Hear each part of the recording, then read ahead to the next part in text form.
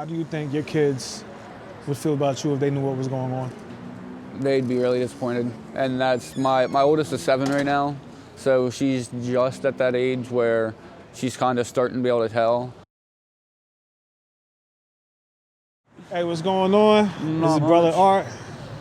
So we are here tonight with Abe, right? Yep. All right, Abe, can I get your name, age, and where you're from? Abe Eisenhart, 29, and I'm from Huntington County. Huntington County. Yeah, about 45 minutes below State College. All right, cool. So what brings you out down to Kensington? Well, I actually got sent to rehab and got the rehab if fucking was a joke. So I walked out of the rehab and then hitched a ride here about 3 hours and just been down here since then. Can't really go home. Why can't you go home? Because it was pretty much my fiance told me that I had to get rehab and get clean or had to get out.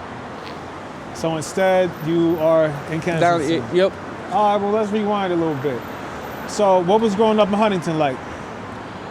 Oh, well, I've been a stay-at-home dad for the past 3 years and pretty much drained her bank accounts out for doing the fucking dope and everything, and then everyone in Huntington pretty much all got arrested and everything else, and my fiance got scared. She don't do any drugs whatsoever and told me that I needed to go get clean and pretty much forced me to go to rehab and wasn't really ready for it. What's the dynamic of the relationship like if she's not using and you are? At first it was really rough because she didn't understand addiction at all. But Okay. the last year or so, she's gotten a lot better with being somewhat sympathetic, but she still whenever I'd get sick and shit, she would. What's up? No, you go. Oh, whenever I'd get sick and shit, she'd literally purposely treat me even shittier sometimes, and it got rough for a while. All right, well, how long ago did you guys meet? 2019, we got together. 2019, yeah. so going on 5 years now? Yeah. Were you using when you guys met? Yeah, I was using pills when we first met. So how did your addiction start? And then, I was trying to find pills one day, and from starting with pills. Yeah, Whenever I was in high school, I was just hanging out with people and I started drinking actually when I was 13. And I got alcohol poisoning. So I kind of went from drinking to doing pills with friends and everything.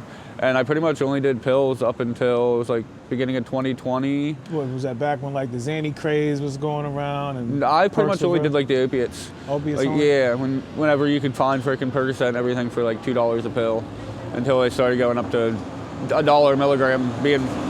Couldn't afford it. Okay.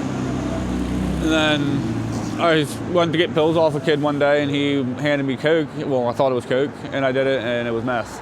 And pretty much since there, it's been off to the races. Because I was always one of them people that thought you do meth once and you're gonna go crazy and shit. Well, once I did it the first time, I was like, well, it's kind of stereotypical, and it's not like that. So I was doing just meth for about 1.5 years, and I couldn't find it one day, and my buddy was like, well, I'm going to the city.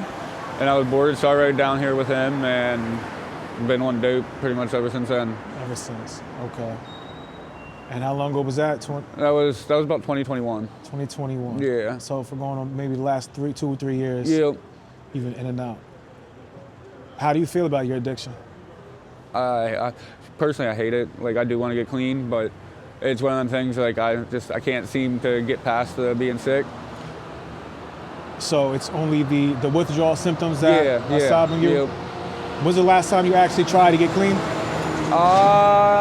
This past time you were in rehab? Yeah. But I only made it there. I was there 1.5 days. They claimed that their truck didn't come in for their pills and didn't have no methadone or Suboxone or anything. And I'm like, well, what the fuck's Really? I was like, what the fuck's the point of me being here? That's crazy. Yeah, I might as well be at home withdrawing. Yeah. And they literally they kept telling me that I had to wait until Monday to see a counselor and all this, and I was like, no, you can't hold me here.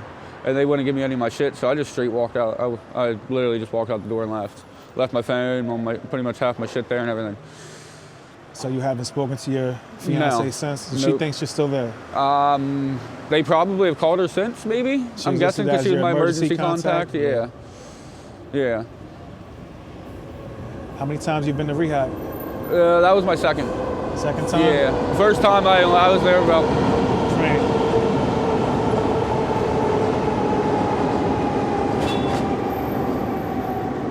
So that was your second time in Yeah, rehab? yep.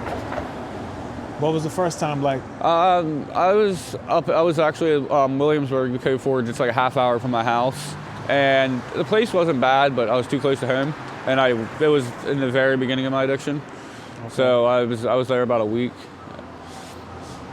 I'd say that's probably the longest since I started doing dope, the longest that I have been able to actually be off of it. Yeah. All right, so you do have some hopes of stopping at some point. Yeah, because I got 3 kids, and I don't want to be like my parents were. Both my parents have been addicts their whole life. What kind of drugs were they on? My dad was a crackhead, and my mom's still an alcoholic. My dad got clean about 10 years ago. Oh, so he's doing good now? Yeah. Well, where's he located? Harrisburg. Harrisburg. Yep. It's a couple hours away. Yeah.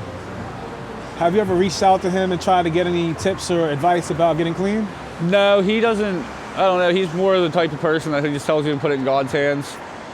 And that's about all. He doesn't really have any much else to say about it. And my mom's the type that she'll come down. She lives about an hour and a half up above Altoona. And she'd like drive down and start screaming at me when she's completely drunk. Yeah. Telling me about my addiction. And I'm like, well, how are you even going to say anything about it to me whenever you're sitting there drunk, driving an hour and a half down here to yell at me for doing dope? Yeah. Well, did you have a good relationship with her before any of this? Yeah. Up in high school, I moved in with my mom. 4th grade, my dad went to jail, and I ended up moving up with my mom. And we were really close all through high school until I got out of high school and got with my oldest daughter's mom.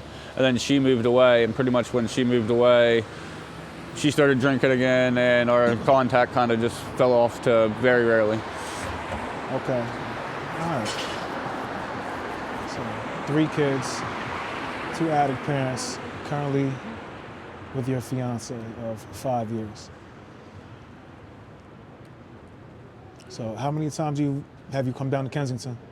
I was coming down almost every week for the past like 2 years. And then this past time that I came down, my buddy wrecked his car like the week before, so I rented a U-Haul. And because you can rent a U-Haul for like $23. I rented a U-Haul and drove a U-Haul down here, and we were down here for like 4 or 5 days. And then took it back up. And then this past time, I didn't have a vehicle, so I figured I'm just gonna come down. And so how'd you get down here? I hitched a ride for someone. The rehab was in Allenwood, which is like Williamsport area. Okay. And I hitched a ride with them to Harrisburg. It stopped at my dad's house. And I stopped at my dad's house and got a little bit of money off of him, and then paid for an Uber and called an Uber the rest of the way down. Was he aware of what your plans were? No. What did you tell your dad the money was for? I told him I was going home. Going home. Okay, Yeah. Back to your fiance. Yeah. What do you think he would say if he found out? Well, He'd when probably he be finds out? He'd probably be upset, a little disappointed, but my dad's a very, very non-judgmental person, so he wouldn't really like say much about me other than I'm disappointed. He'd be disappointed and wish that I would have went home. Which sometimes I'm kind of thinking that I kind of wish I did, but at the same time, I just know that I would have went home and it would have turned into a big argument and fight. Well, I mean, it's a fight that you're going to have to encounter at some point. Yeah. So how long do you plan on being out here? Honestly, I don't know. As of right now, I don't even know. Kind of just winging it for now because I don't have a phone. I don't have any way to even be able to contact her, and I highly doubt she'd come pick me up. Do you want to? Maybe. Kinda. You want to call her now? We don't have to do it on camera. I can wait. Yeah, we can call her afterwards. Okay, no problem. At least so I can let her know that I'm okay. How do you think she's going to take that? She's the type of person that she's going to, as soon as I pick up the phone, I know she's going to scream at me. I love her to death, but she has a very bad anger problem. Yeah. But she's the type of person who'd scream at me, but then I know that she's worried about me. Because when I drove the U-Haul down here, she literally had everybody out looking for me because I didn't tell her. We got in a fight the night before and I didn't tell her where I was going. And I went in the U-Haul and we just came down here. Okay. All right, so how do you feel about the current state of Kensington? I know that it seems like the cops have been trying to clean up around here. Yeah, but I don't think, I know that the mayor or whatever said she's going to try to do it. It's a lot better than what it was a few years ago, but I don't see how, though as bad as they let it get, I don't see how they're going to get it completely cleaned up. because like every day they come and they clean the streets up, but one day you look, see how bad the streets get in a few hours. That, and I don't think that they can police it enough to. They're never going to be able to close the open air drug market down. There's no way. I'm hearing that, but I mean, if they tried to just shut this whole strip down, where would everybody go? I don't know. You don't know? Exactly. That's because all they do is they want to shut it down, but they ain't going to pay to get anybody into rehab, get anybody into housing. They're just telling them pretty much go figure out somewhere else to go. Yeah. And it's not like they're going to go more than a block down some which way. All right, well, have you ever tried to get your girlfriend or your fiance to use with you? No. There was one time, like it was about 2 months ago or so, we were fighting really, really bad about it. And she was like, just let me, like, was trying to get me to see, like, test me, I guess, to see if I would say, yeah, you can use it. And I was like, no, because I already know what it would do to you.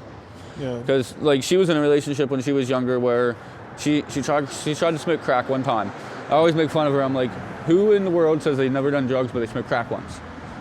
And she, like, you can tell she was like, yeah, I loved it, but she has the exact opposite of an addict's mind, I guess you could say, where she can tell herself no. Like, she's quit smoking every time we have 2 kids, and she quit both times, and then a year after my son was born, she just one day was like, nope, I'm done smoking. Yeah. And can just shut it off like that. And I tell her all the time, I was like, I envy you for that one. Because I'm the addict type that it's off to the races with anything as soon as I do it. No, I feel you on that. So, one question. Reflecting back on, you saying that your dad isn't a judgmental person. Yeah. How old were you when he got clean? You said 10 years ago he got clean? Yeah, so I would have been about 17, 18. All right, so whenever you started to understand what was going on with him, how did you view him during his addiction? I lived with him until I was in 4th grade, and he got arrested one night. He was trying to help some lady, and he drove her to Maryland to pick up her kid. Well, she didn't say that she didn't have custody. So there was an Amber Alert out and all this, so the FBI actually showed up at our house and arrested my dad on 9 pot plants. And then he ended up losing me and my sister, his house and everything. And when he got out of jail, it's kind of when he got into the crack really, really bad. And everyone always looked at him as he was like this really big piece of shit. And I always just wanted to have a relationship with my dad. Okay. So there'd be times where like he would drive up from Harrisburg it's about a 2-hour drive to my house, and like I'd have to sneak to see him because my mom and my stepdad, there was no chance at all of me being able to see him. Okay. But I just always wanted him to be able to be there, I guess, more. Yeah. So how do you think your kids would feel about you if they knew what was going on? They'd be really disappointed. And that's my oldest is 7 right now. So she's just at that age where she's kind of starting to be able to tell. And I think that it's like a catch-22 because that's kind of drove me into my addiction even more, because I was getting my daughter, everyone considered me probably one of the best dads in the world until I started using dope. Yeah. And I went from getting my daughter 60 to 70% of the time to she hasn't stayed at my house for the last 6 months. Okay. So I guess the goal is just to try to get clean before they realize what's going on. Yeah. Okay. Yeah, because I'd spend, like, my son's 3, and all I think about is that's when, like, my mom moved out when I was 4 from her drinking and everything, and it makes me want to get clean, but at the same time, it's almost what drives me into wanting to do drugs even more. Well, if there was one thing that you could do for your kids at this very moment, what would it be?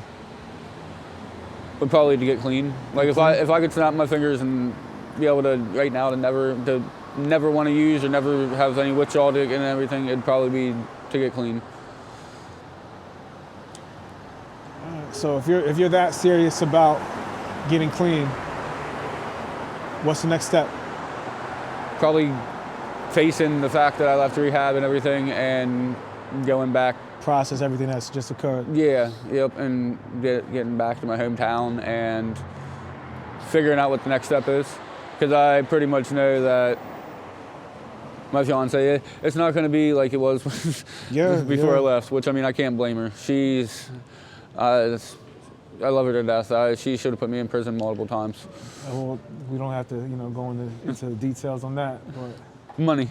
All I'll say is money. Money situations with it. Have you ever come close to death? Yeah, there's been a few. I've never been Narcan per se, but there's been multiple times where I've woke up 3-4 hours later in my shed, because I always did everything in my shed to keep it away from my kids. And there's been multiple times I've woke up on the floor a couple hours later, completely covered in spit. Yeah. All right, so you're aware of how close death can be. Yeah. Using these kinds of drugs. Yeah.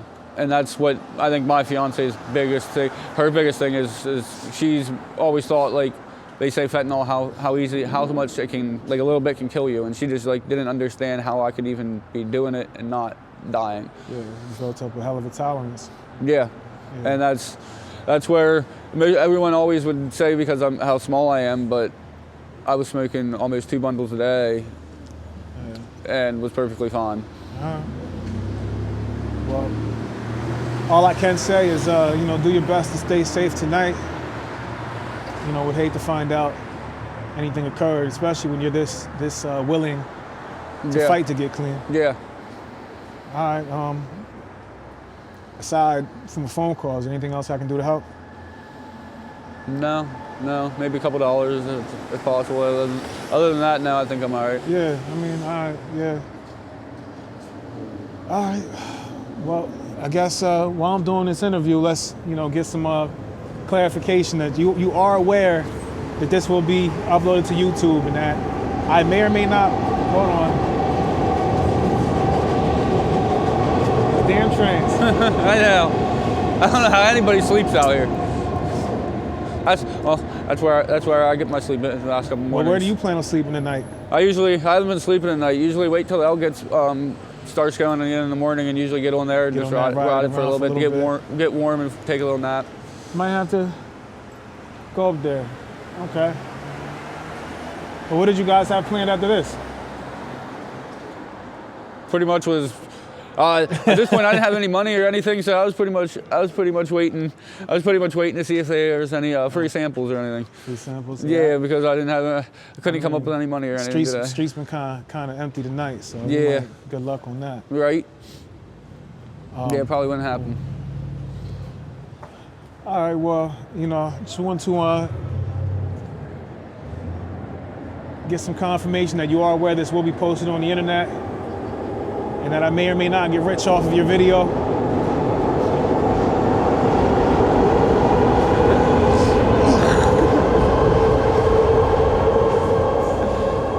If the millions come rolling in, I'll come find you. Okay. Don't worry. I'll have your girlfriend's number after this. I'll send you your cut. All right. All right, Abe. It's nice talking to you. Yeah, it was nice talking to you too. I appreciate it. Thank you for being on my channel. Yep. All right.